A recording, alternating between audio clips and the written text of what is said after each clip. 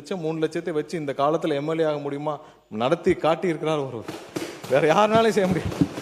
2 லட்சம் 3 லட்சம் இங்க இருக்க. அதனால பல மூத்தவர்கள், பல முன்னாள் அமைச்சர்கள், பல 4 முறை எம்எல்ஏக்கள் ஆயிருக்கீங்க.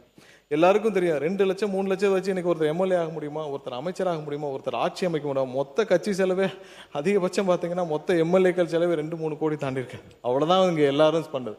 அதனாலதான் எங்களுக்கு எந்தவித பயமும் இல்லை. நாங்கள் இழப்பதற்கு எதுவும் இல்லை. எங்களுக்கு தேவை எங்களுடைய தலைவர் ஒருத்தர் மட்டும்தான். எங்களுக்கு எந்தவித பயமும் இல்லை. எந்த தேர்தலை சந்திக்க பயம் இல்லை, எந்த பயம் இல்லை. ஏன்னால் எங்களை எல்லாம் ஒண்ணுமே இல்லாம எங்களை இங்க நிப்பாட்டி வச்சிருக்கிறாங்க. அதனால யாரை நினைத்தும் எந்த கவலையும் இல்லை. அதனால தைரியமாக மக்களுக்காக என்ன செய்யணுமோ அதை நோக்கி நாங்கள் வேலை பார்த்து கொண்டு இருக்கிறோம். திருப்பரங்குன்றம் தொகுதியில் நான் தனியாக தான் போய் நின்றேன். ஏன்னா அந்த தொகுதியில் யாரும் தெரியாது, புது தொகுதி, தனியாக போய் நின்றேன். அந்த மக்கள் இன்னைக்கு முழுவதும் எனக்கு ஒரு சொந்தங்களாக இருக்கிறார்கள். கடைசி வரை அந்த மக்களுக்காக பணியாற்றுவேன் என்று சொல்லிக்கொண்டு எனக்கு மானிய கோரிக்கையில் 4 மானிய கோரிக்கைகள் இருக்கு. அதில் முக்கியமாக நீதித்துறை சம்பந்தப்பட்டமாக நான் முக்கியமான அறிவிப்புகளை மட்டும் படுத்திக்கிட்டேன். நேரமின்மை முக்கியமான அறிவிப்புகள். ஏன்னா நிறைய விஷயங்கள் நீதித்துறை சம்பந்தமாக பலர் வைத்த முக்கியமான கோரிக்கைகள் என்னன்னு பார்த்தீங்கன்னா, நீதிமன்றங்கள் வேண்டும், நீதிமன்றங்கள் வேண்டும். அடுத்ததாக மொத்தமாக நீதித்துறை வந்தது, நீதிமன்றங்கள் சம்பந்தப்பட்டதான். ஸோ அதில் கோரிக்கைகள் எடுத்துரும். முதல்வர் தரப்பில் பல முறை நாங்கள் நீதித்துறை சார்பாக அனைத்து ரிவ்யூவும் பண்ணப்போ முதல்வர் எங்களிடம் சொன்னது, போக்சோ நீதிமன்றங்கள், மகிழா நீதிமன்றங்கள், என்டிபிஎஸ் நீதிமன்றங்கள் எங்கெல்லாம் தேவையோ உடனடியாக நிறைவேற்றுங்கள் என்று சொல்லி எங்களிடம் உத்தரவிட்டுள்ளார். ஏன்னா எந்த இடத்திலும் நீதிமன்றங்கள் இல்லாமல் அதோடைய பெண்டிங்கில் இருக்குன்னா அதனால எந்த விதத்திலும் நீதித்துறையில் எந்த தொய்வும் இருக்கக்கூடாது. அதனால் உடனடியாக ஒரே ஷாட்டில் போயிடுங்க. எத்தனை நீதிமன்றங்கள் வேண்டுமோ ஒரே நாளில் போயிருங்க. அதனால போக்சோ நீதிமன்றங்கள் 20 நீதிமன்றங்களுக்கு முதல்வர் அனுமதி கொடுத்துள்ளார். இந்த வருடம் 20 நீதிமன்றங்கள், இதெல்லாம் பல வருடங்களாக பெண்டிங்கில் இருந்து 20 நீதிமன்றங்கள் இந்த வருடம் போக்சோ நீதிமன்றங்களுக்கு அனுமதி கொடுத்துள்ளார். அறிவிப்பு புக்கு புத்தகம் கொடுக்க சொல்ல எல்லாருக்கும் சொல்லிடலாம். கொடுக்கு புத்தகம் வெளியிடுகிறேன்னு சொல்லுங்க. நீங்க இந்த புத்தகங்கள்லாம் நீங்க அறிவிப்பு புத்தகங்களை அனைவருக்கும் வழங்கலாம். வெளியிடுகிறேன்.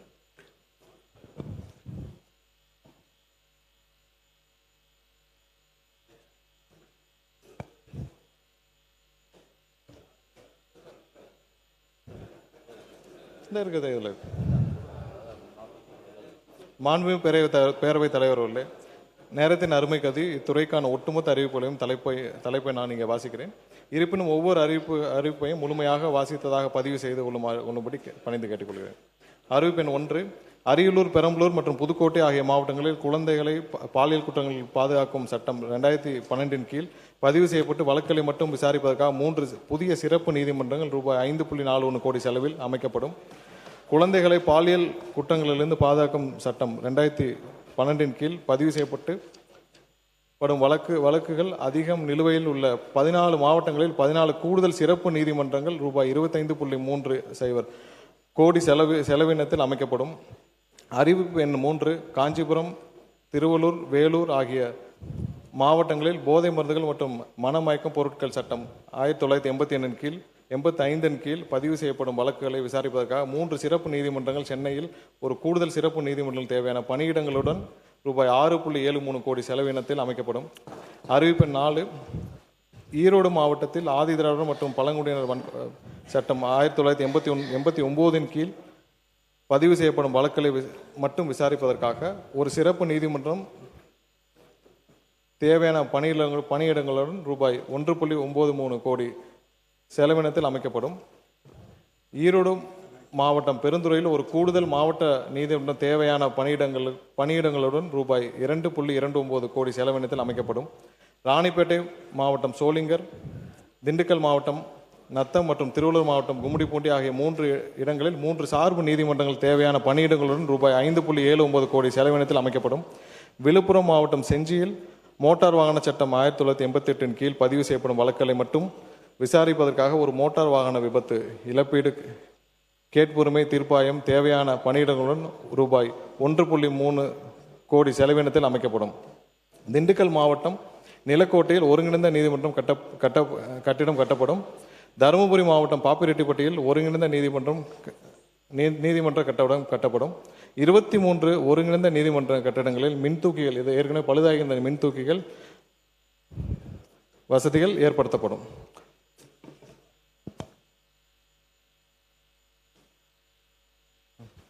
மாண்புமிகு பேரவைத் தலைவர்களே, அடுத்த மின்சாரத்துறை சார்பாக மாணிக்க கோரிக்கை.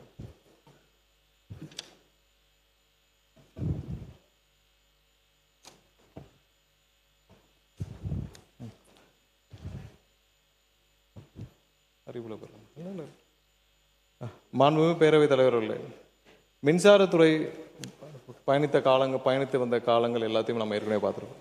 ஸோ இந்த துறைக்கு முக்கியமான தேவையாக நாம் முதலில் கருதியது இதற்கு தேவையான பணியாளர்கள். அதை நம்ம பல முறை நம்ம முதலோட அமர்ந்து பல ஆய்வுகள் செய்து தேவையான பணியாளர்கள் தேவையான பணியாளர்கள் நிரப்பும் பணியக்கான நம்ம பல கட்ட ஆய்வுகளுக்கு பின்னால் அதை சீரமைக்க கேட்டுக்கொண்டோம்.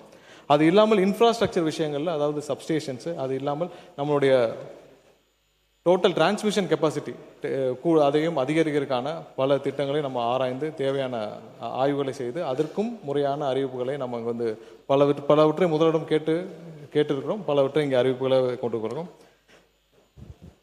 2 மாதங்கள் 500 யூனிட்டுக்கு வரை பயன்படுத்தும் வீட்டு மின் நுகர்வோருக்கு 20 யூனிட் வரை கட்டமில்லா மின்சாரம், ரெனியூபிள் எனர்ஜி திட்டம் ஊக்குவிப்புகள், 2031க்குள் 20,000 EV சார்ஜிங் ஸ்டேஷன்ஸு, அடுக்குமாடி குடியிருப்புகள் வாகனம் சார்ஜிங் வசதிக்காக 50,000 ரூபாய் வரை மானியம், 24 மணி நேரம் சீரான மின்சாரம், ரூஃப்டாப் சோலார் திட்டத்தில் மாநில அரசின் மானியம், மின் பகிர்மான துறை சீர்திருத்தங்கள் மற்றும் 2031க்குள் மொத்த மின் உற்பத்தியில் 50% புதுப்பிக்கத்தக்க எரிசக்தி. இதன் அடிப்படையில் மின் கட்டமைப்பை வலுப்படுத்துதல், புதுப்பிக்கத்தக்க எரிசக்தி உற்பத்தியை அதிகரித்தல், தொழில் வளர்ச்சிக்கு ஆதரவளித்தல், EV சார்ஜிங் கட்டமைப்பை வலுப்படுத்துதல், மின்துறையில் நவீனப்படுத்தல் உள்ளிட்ட பணிகளை அரசு மேற்கொண்டு வருகிறது. மாண்புமிகு பேரவைத் தலைவர் அவர்களே, அரசின் செலவு அதன் வருவாயை விட அதிகமாக இருக்கக்கூடாது. நிதி ஒழுக்கமே நல்லாட்சிக்கு அடித்தளம் என்ற பொருளாதார அறிஞர் ஆடம் ஸ்மித் அவர்கள் வலியுறுத்துகிறார்.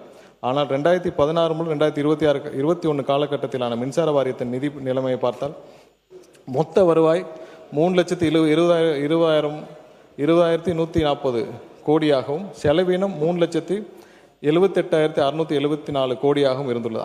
அப்போது நிதி பற்றாக்குறை ரூபாய் 58,534 கோடியாக இருந்துள்ளது.